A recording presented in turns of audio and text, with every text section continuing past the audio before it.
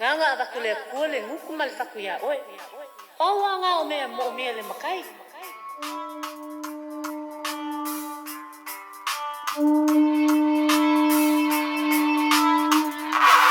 Tasile la asanga manga lua maleala ale eise ngata anga ele eise amatanga aso sa uma sa faile ie faitanga lotu metodisi na ole atua ilo wanganga afai wa ose se ile ngangana fa matala fa tulo lava sasi fo ile foi olo uvaa ku ikalo sanga aso mapo uma lava maule kanga ke iwa e maliupe a e ala kasile kalo misanga lau adenga leo mamafa lule mafui e awale tetepe a e malanga aulo sama sama uwa melpe o se mama fa maule le leiro lima ale a ikipi afa ya ulo kai failo nganga mo bai bai ya uo matsen mal makamuri fa ya wakala si kau takwa iso semea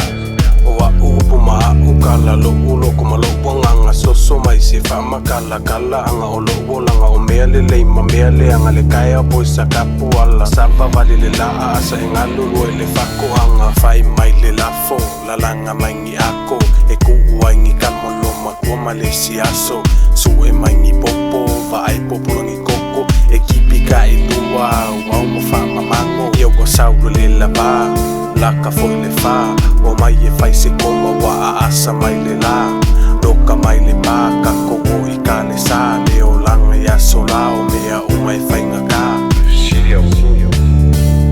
yeso wa fai mai la yeso wa ya vea i fai la